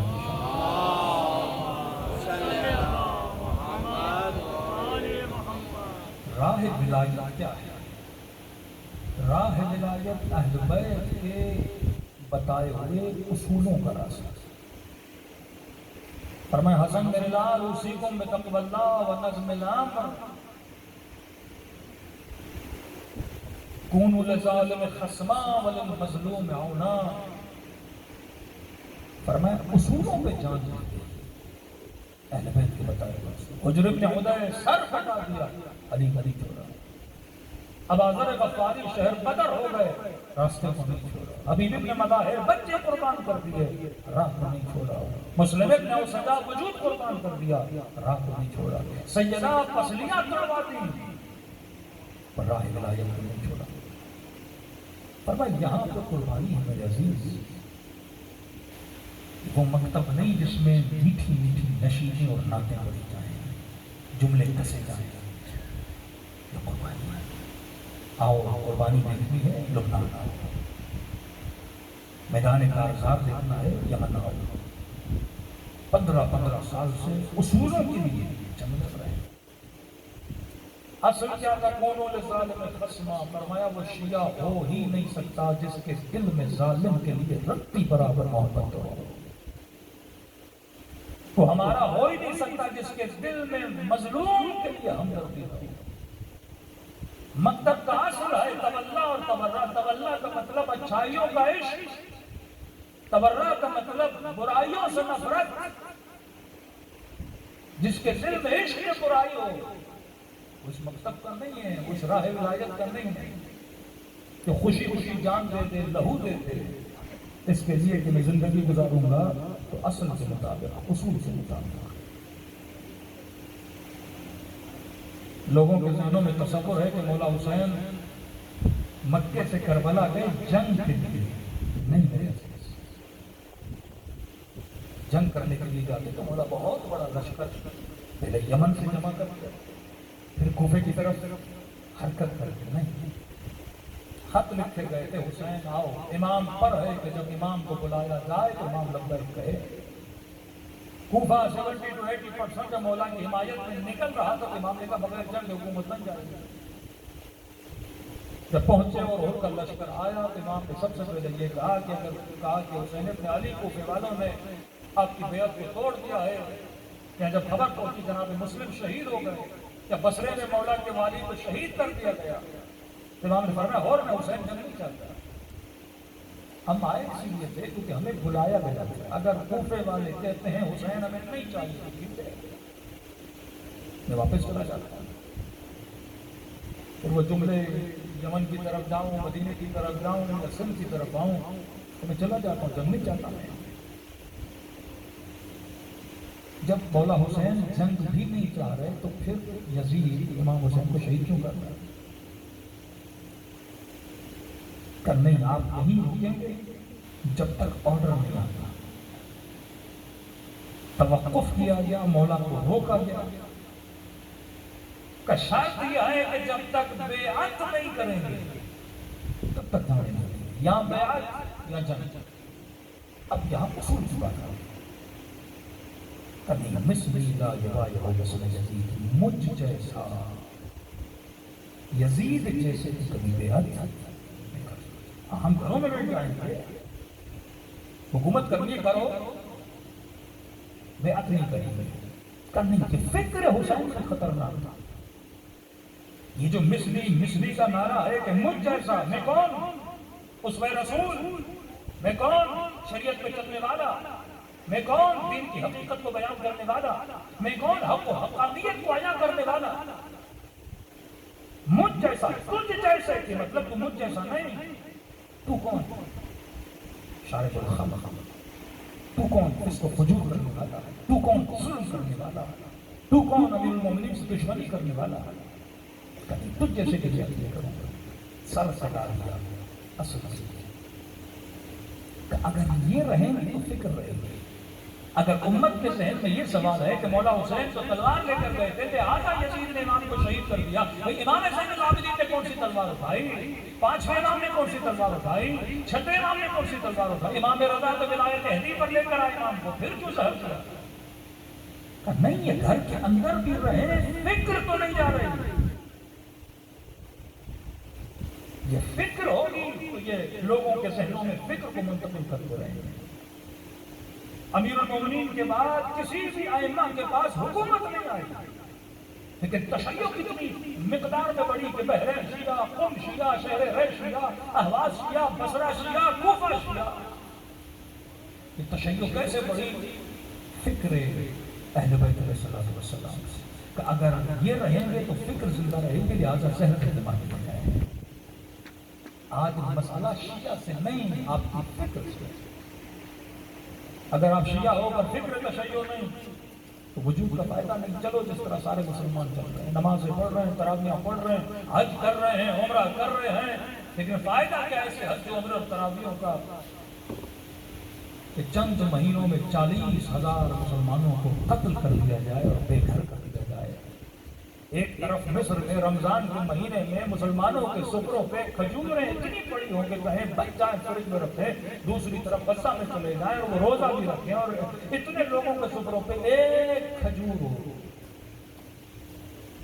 روٹی کے لیے مائیں بچے دوڑیں اور امریکن اور UN کے جہاز آئے اور 1 کلو 5 کلو 10 کلو آٹے کی تھیلی گرائیں اور یہ مسلمان اس آٹے پہ چھلتے ہیں۔ کہا ذلیل ہو جاؤ گے، خفت سے مارے جاؤ گے۔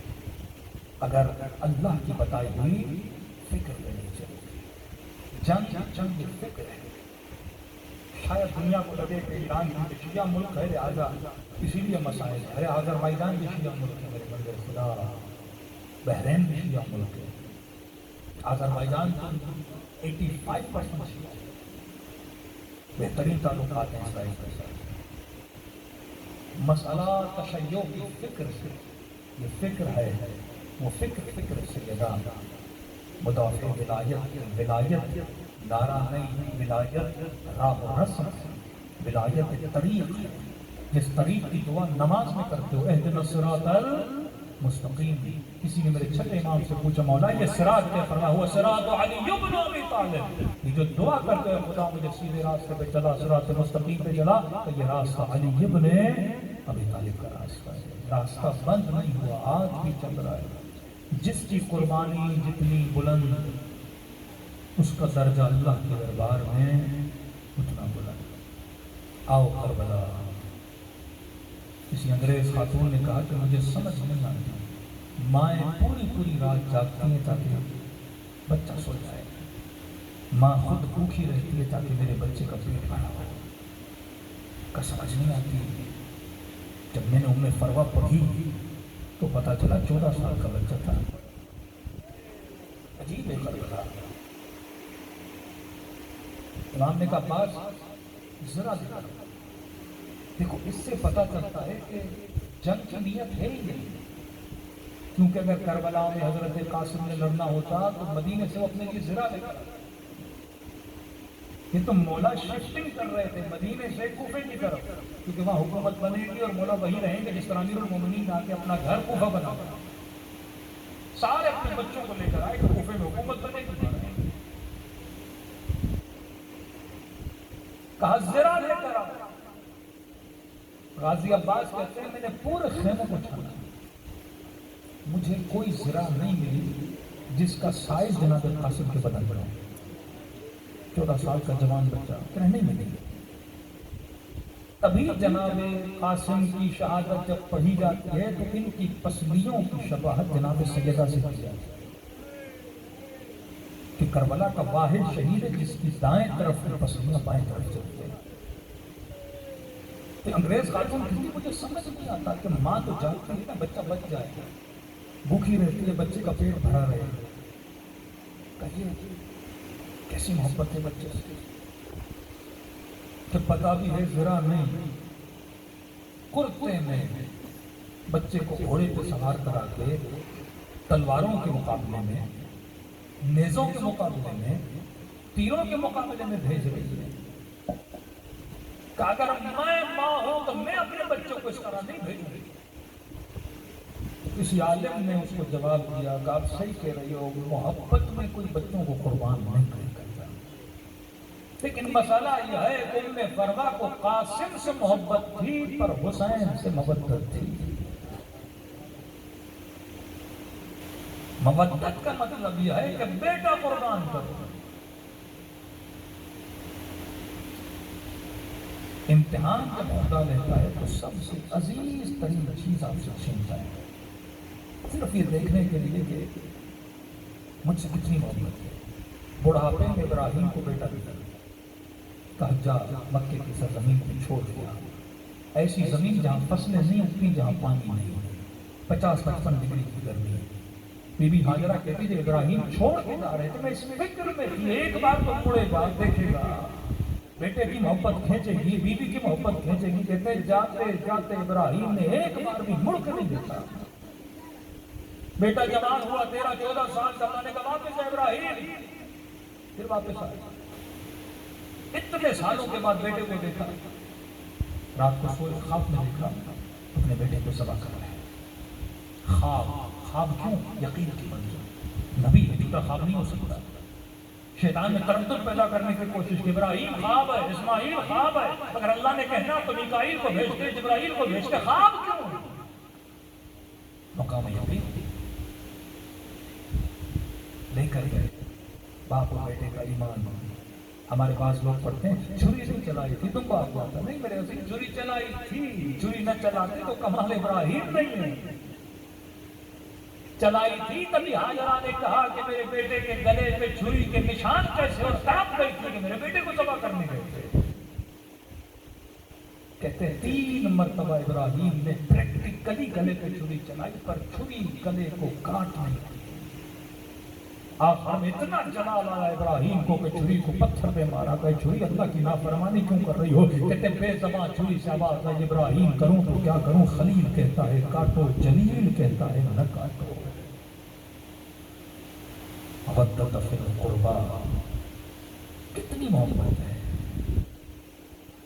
محبت کا مطلب اپنا وقت دو جو 17 منٹ میں دے سکے اللہ کے لیے، جو سال میں چند پیسے خمس کے نام پہ نہ دے سکے، جو اپنے بچوں کے لیے 1 گھنٹہ نہ نکال سکے. اس بیٹی کو میں جناب سیدہ والی تربیت دوں، اس بیٹے کو جناب علی اکبر والی غیرت دوں. دین وقت مانگتا ہے آپ سے، ہے کیا ہمارے پاس؟ یہی وقت ہے. تو مولا فرماتے ہیں کہ جب بوڑھے ہو جاؤ گے پھر کہو گے یا لیت الشباب متى يعود، زندگی پلٹو، لیکن اس وقت پلٹتی نہیں ہے. فرمایا زندگی ہو کہ جب بھی مومن سے بولا جائے تیار ہو اللہ کی طرف سفر کرنے کے لیے، بولے ہاں میں تیار ہوں. کربلا، قربانی کا نام، مدینہ، قربانی کا نام. وہ بیوی جو زندگی میں کبھی گھر سے نہیں، نابینا آئے، رسول نے فرمایا بیٹی نابینا دیکھ نہیں رہا. فرمایا بابا وہ نہیں دیکھتا، میں تو دیکھ لیا. میں نہیں چاہتی میرے وجود کی خوشبو بھی کسی نامحرم کے وجود تک جائے. اور وہ بیوی، امتحان یہ ہے کہ سیدہ آپ دربار تک جاؤ گی. یہ امتحان ہے. ایک عام عورت کے لیے نکلنا کوئی بڑی بات نہیں ہے میرے عزیز. امتحان علی یہ نہیں کہ علی تلوار لڑائے، جس کو لوگوں نے تلوار لڑاتے ہوئے خندق میں دیکھا، خیبر میں دیکھا، احد میں دیکھا، بدر میں دیکھا. علی کے لیے کوئی بڑی بات ہے تلوار لڑنا، شہادت پانا. جنگ احد میں بدن زخمی خون پہ رسول خدا کے پاس آتے، مولا امیر المومنین کی آنکھوں سے آنسو جاری ہیں. علی رو کیوں رہے ہو؟ فرمایا یا رسول اللہ چچا ہم تو شہید ہو گئے، اتنے سال شہید ہو گئے، ابھی تک علی کو شہادت نہیں ملی. فرمایا علی یہ چھوٹا جہاد ہے، تمہارے آگے بڑے بڑے جہاد ہیں. ایک بہادر کا جہاد یہ ہے کہ وہ لڑنے کی طاقت رکھے پر حکم خدا کی وجہ سے تلوار کو نیام سے نہ چکا. ایک بددعا دے تو پورا شہر تباہ ہو جائے. بددعا نہیں. سیدہ کا امتحان تو کبھی گھر سے نہ نکلے. کہتے ہیں جب بیوی نکلی تو آگے بھی کنیزیں، پیچھے بھی کنیزیں. کسی نے کہا کہ کنیزوں کا جرمٹ کیوں؟ ان کا سیدہ نہیں چاہتی ان کے قدموں کے نشانوں پر بھی نامحرم کی نگاہ پڑے. تو یہ کہے کہ علی میری وصیت ہے مجھے رات میں دفن کرنا. فضا یہ کہے کہ میرے چہرے کو پریشان دیکھا. بیوی پریشان کیوں ہے؟ کہ عرب میں رسم ہے جب کوئی عورت مر جاتی ہے جنازہ چارپائی پہ رکھا جاتا ہے. فضا جب چارپائی پہ ہوگا تو انسان کی جسامت کے سائز کا پتہ لگتا ہے. فرمایا بیوی حبش میں عورتوں کے جنازوں کو تابوت میں ڈالا جاتا ہے. کالی وصیت کرتی میرے لیے تابوت بناؤ. قسم باللیل، کفن باللیل، تابوت میں بھی رکھا. پھر بھی وصیت کی مجھے رات کی اندھیری راتوں میں دفن کرنا. ایسی بیوی کو دربار میں بلایا جانا، وہ دربار میں جائے۔ سیدہ زینب کا امتحان کیا ہے؟ وہی امتحان جو ان کی ماں کا ہے۔ یہ بھی وہ بیوی ہیں جو کبھی گھر سے نہیں، جنازہ اٹھنے لگا تو امام حسن فرماتے ہیں تو مجھے کسی کے رونے کی آواز آتی تھی۔ تو مولا علی نے کہا کہ حسن یہ کون ہے جو رو رہا ہے؟ مڑ کے دیکھا کہ فرمایا بابا یہ زینب ہے جو رو رہی ہیں۔ فرمایا حسن میری بیٹی کو میں نہیں برداشت نہیں کروں تو گھر سے باہر نکلے۔ اسی بیوی کو کوفے کی بازار میں بھیجا جائے، شام کے دربار میں بلایا جائے۔ کہتے ہیں ابن زیاد کے سامنے کٹے ہوئے سر پڑے تھے۔ دیکھو خدا کسی بھوکے کو کھانا نہ دکھائے، کسی پیاسے کو پانی نہ دکھائے۔ اتنے دنوں کا سفر، سیدانی نے کچھ کھایا نہیں پیا نہیں۔ کہتے سارے کٹے ہوئے سب سامنے، یہ لقمے چبا رہا تھا، ہاتھ میں چھڑی ہر سر پہ رکھتا تھا۔ یہ کس کا سر ہے؟ یہ کس کا سر ہے؟ کہتے ساتھ میں یہ لئی شمر کھڑا تھا، بتاتا تھا یہ قاسم کا سر ہے، یہ عباس کا سر ہے، یہ انہوں محمد کے سر ہے، یہ حسین بن علی کا سر ہے، یہ زہیر کا سر ہے، یہ حبیب کا سر ہے، بتاتا گیا۔ کہتے اس کے وجود میں کوئی تبدیلی نہیں آئی، بڑے آرام سے کھانا کھا بھی رہا تھا، لقمے چبا بھی رہا تھا، پوچھتا جا رہا تھا۔ کہتے کھاتے کھاتے اس کی نگاہ سر پہ پڑی، کھانا چھوڑ دیا اس نے۔ کہ شمر یہ کس کا ہے؟ کہ یہ حسین کا جوان بیٹا تھا، علی اکبر۔ کہتے بڑے غور سے دیکھنے کا بہت سنا تھا، حسین تھا، آج دیکھا ہے۔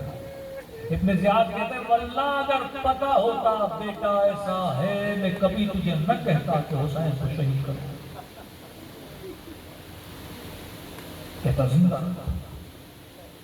کہ امیر کیا مطلب زندہ کیوں رکھوں گا؟ جس کا بیٹا ایسا ہو وہ اس کی کٹی ہوئی گردن کو دیکھ کے خود ہی بلک بلک کے مر جاتا ہے۔ اب امتحان سیدہ زینب کیا ہے؟ جس بچے کو بچپن سے پالا، پورے راستے میں دیکھے کہ اس کا سر نو پہ نیزہ پر ہے۔ وہ سکینہ جس کو عادت ہے اپنے بابا کے سینے پہ سویا کرتے ہیں، پورے سفر میں اس بچی کو دکھایا جائے اور باپ کے چہرے پہ چھڑی ماری جائے۔ امتحان امام زین العابدین۔ آپ سنتے ہیں 11 محرم کو سیدہ زینب نے خود کو اونٹ کی اونچائی سے زمین پہ گرا دیا۔ پوچھا بی بی آپ نے ایسا کیوں کیا؟ کہ میں دیکھ رہی تھی سجاد کی نگاہ بابا کے پامال لاشوں پہ تھی، چہرہ دودھ کی طرح سفید ہو گیا، خوف تھا کہیں بدن سے روح نہ نکل جائے۔ نگاہوں کو بدن سے ہٹانے کے لیے میں نے خود کو اونٹ سے نیچے گرا دیا۔ عزیز یہ راہ امتحان کی راہ ہے، سستا راستہ نہیں، مشکل راستہ ہے، اور اس راہ پہ چلنے کے لیے آپ کو فرشدہ پہ بلایا جاتا ہے کہ سنو کربلا نام نہیں، کربلا نظریہ ہے، کربلا صرف شعار نہیں، کربلا طرز زندگی ہے۔ فرمایا نصیبوں والے لوگ فرشدہ پہ آتے ہیں، یہ آنسو جو آپ کی آنکھوں سے بہتے ہیں یہ رزق پروردگار عالم ہے، یہ خدا ہر کسی کو نہیں دیتا۔ نبی نے فرمایا قساوت کی نشانی جمع العین ہے، جب آنکھیں خشک ہو جائیں تو سمجھنا دل قسی ہے، جب آنکھوں سے آنسو ٹپک پڑے تو سمجھنا اللہ نے تمہارے دل کو نرمی عطا کی۔ فرمایا خلوص دل سے میرے حسین کو سلام کرو، خدا تجھے ثواب زیارت حسین عطا کرے گا۔ امام نے فرمایا ایک سلام سے ثواب زیارت حسین لے سکتے ہو کہ مولا اتنی آسانی سے۔ فرمایا ایک نشانی اگر وہ تمہارے اندر آ جائے تو سمجھنا ثواب زیارت مل گیا۔ مولا کون سی نشانی؟ کہ جب میرے غریب جد کو سلام کرو، سلام کرنے کے بعد اگر نہ چاہتے ہوئے تیری آنکھوں سے آنسو آ جائیں، فرمایا یہ مت سمجھنا یہ تیرے آنسو ہیں، حسین نے تجھے تیرے سلام کا جواب دیا ہے۔ پھر پوچھا مولا اتنی تاکید کیوں ہے؟ زیارت عاشورہ 100 سلام ہے۔ فرمایا کیونکہ عاشورہ کے دن میرا بابا ترس گیا تھا کہ کوئی اسے سلام کرے۔ کہتے کہ یہ باغی ہے، اسے سلام نہ کرو، سلام مسلمانوں کو کیا جاتا ہے کہ تم میں سے جب جب بھی کوئی میرے بابا کو سلام کرتا ہے میرے بابا کے کلیجے کو ٹھنڈک ملتی ہے۔ آدھی رات کا وقت ہے، قبولیت دعا، دلوں کو کربلا کی طرف روانہ کریں اور ایسے سلام کریں جیسے سیدہ زینب نے اپنے بھائی کو سلام کیا۔ سب سے السلام علی الحسین وعلی علی ابن الحسین وعلی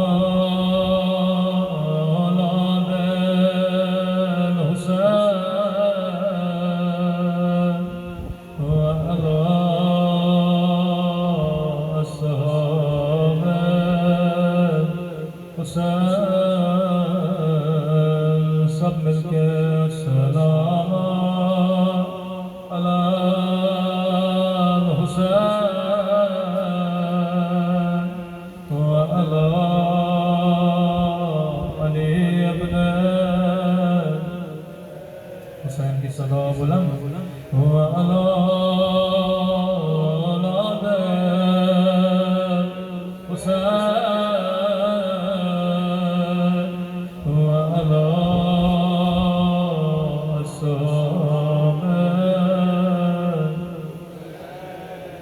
بلند تر آواز سے السلام علی حسین وعلی علی ابن وعلی اولاد وعلی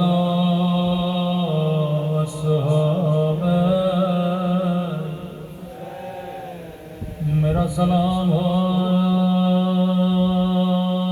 زینب کی لٹی ہوئی چادر پہ،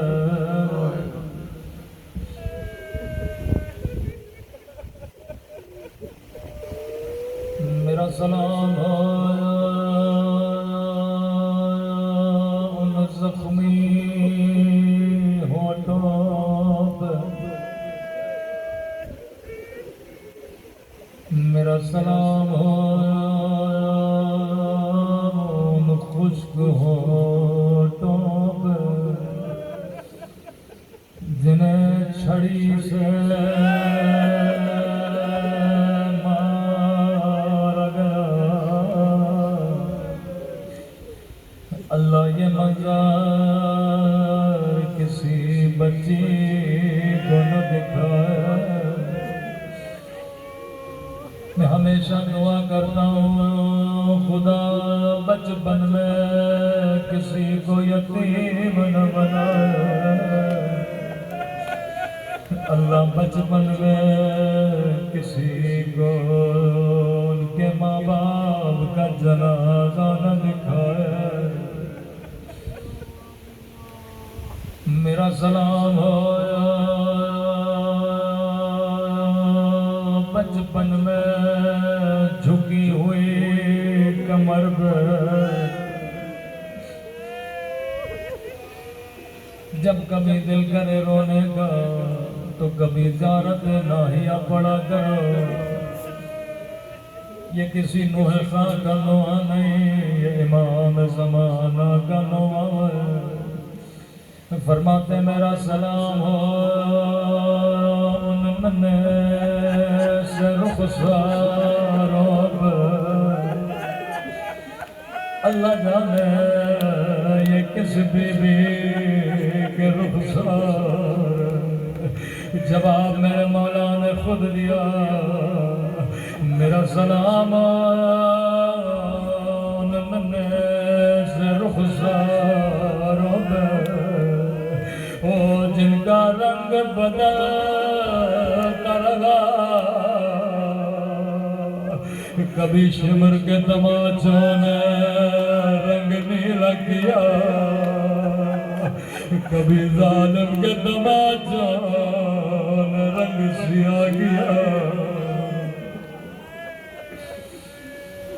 شاید کہ برادر اہل سنت موجود ہو, شاید کہے یہ شیعہ اتنا کیوں روتے ہیں. جب بھی کوئی اعتراض کرے اسے صحیح بخاری کی یہ حدیث سنایا کرو. رسول خدا فرماتے ہیں مسلمانوں کبھی حیوان کو بھی منہ پہ نہ مارا کرو, حیوانوں کے چہروں کا بھی احترام کیا کرو. میرے چوتھے ماں فرماتے زندان شام بچی کی گود میں بابا کا کٹا ہوا سر آیا, سر کو سینے سے لگایا, کہنے لگی او میرے غریب الوطن بابا, او میرے 3 دن کے پیاسے بابا, بابا ذرا آنکھیں کھولو, ذرا میرے زخمی رخسار دیکھو. ایسا جملہ کہا مولا حسین بھی تڑپ گئے, رو کے کہنے لگی بابا میرا رخسار چھوٹا تھا لیکن شمر کا ہاتھ بڑا تھا.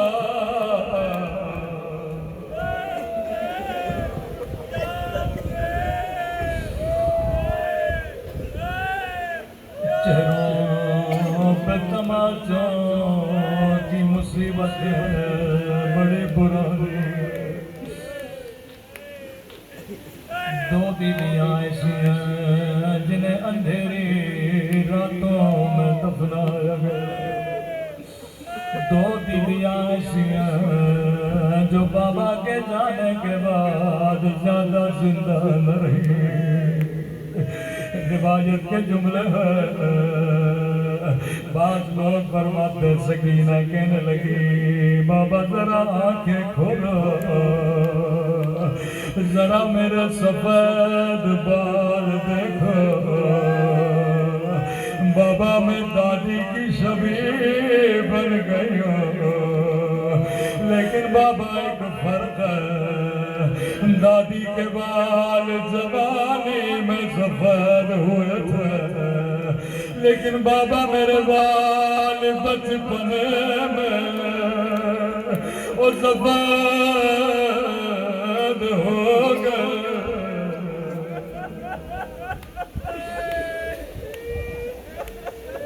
کچھ پسلیاں مدینے میں توڑی گئی. بیٹیاں بابا سے بڑا پیار کرتی ہیں, بیٹے ماں سے بڑا پیار کرتے ہیں. مولا حسن کسی ذاکر کے خواب میں آئے, فرمایا ذاکر تو میرے شیعوں کو میرے اصلی مسائب کیوں نہیں سنا؟ کہتا میں نے سارے مسائب بتائے, مولا زہر ملا, تیر لگے, 2 مرتبہ کفن ملا.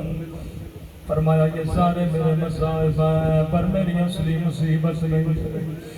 رو کے عرض کی مولا آپ خود بتائیں.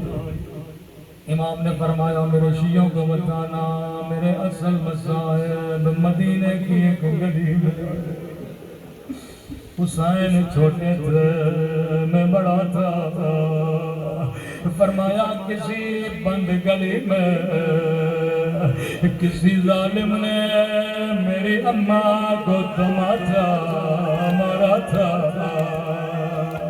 میں نے کسی جوان کو سمجھانے کے لیے کہا, میں نے کہا جوان اگر کسی بند گلی میں تیرے سامنے کوئی تیری ماں کو تماچا مارے, کہنے لگا مولانا دعا کریں اللہ موت دے پر یہ منظر نہ دکھائے,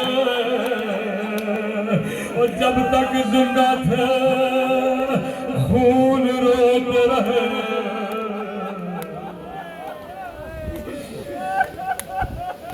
جب بھی مسجد جاتے بار بار رستے بدلتے رہتے. صحابی نے کہا مولا اس گلی سے چلیے راستہ بڑا قریب ہے۔ فرمایا زندگی گزر گئی میں اس گلی سے نہیں گیا، مولا اس گلی سے کیوں نہیں جاتے؟ رو کے کہنے لگے اس گلی میں اس نئی کا گھر ہے جس نے میری اماں پہ آگ کا دروازہ گرایا تھا۔ جب جب اس کے چہرے کو دیکھتا ہوں مجھے ماں کی ٹوٹی ہوئی پسلیاں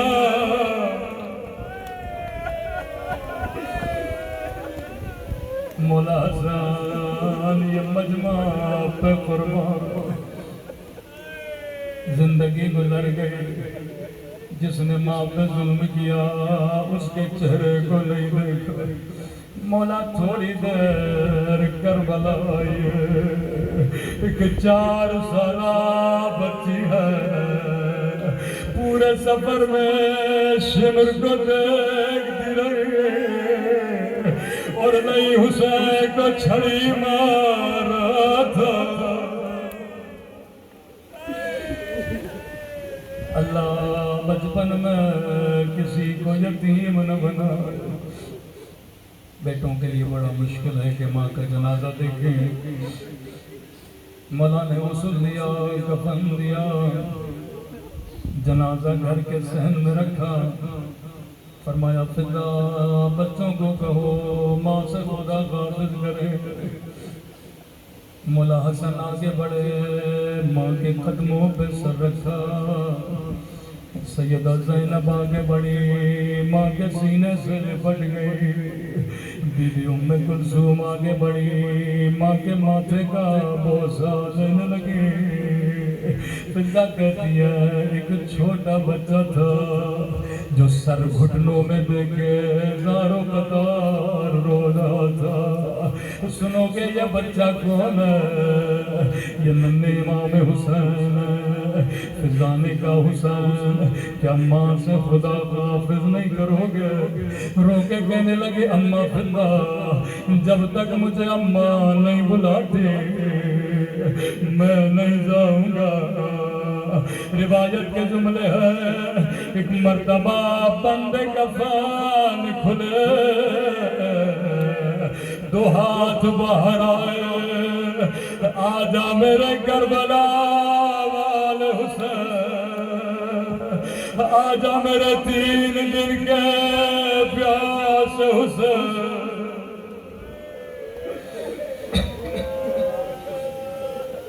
عرش الہی پہ گہرام دبا ہوا، آواز آئی علی بچوں کو ماں سے جدا کر۔ اللہ کے ملائک بھی برداشت نہیں کرتے۔ روایت کے جملے مولا علی آگے بڑھے، امام حسن کو سینے سے لگایا، امام حسین کو سینے سے لگایا، کبھی ماتھے کا بوسہ لینے لگے، کبھی چہرے کو چومنے لگے۔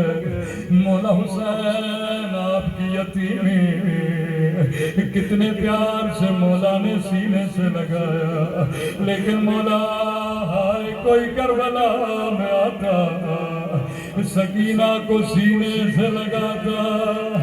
جب بچی بابا کے سر کو رو رہی تھی، راوی کہتا یا شمر آگے بڑھا، بچی کو اتنے زور سے تماچے مارے، اتنے زور سے تادیاں مارے، رو کے کہنے لگی او میرے غریب الوطن بابا، او میرا 3 دن کے پیاس ہے بابا۔ تمہیں حسین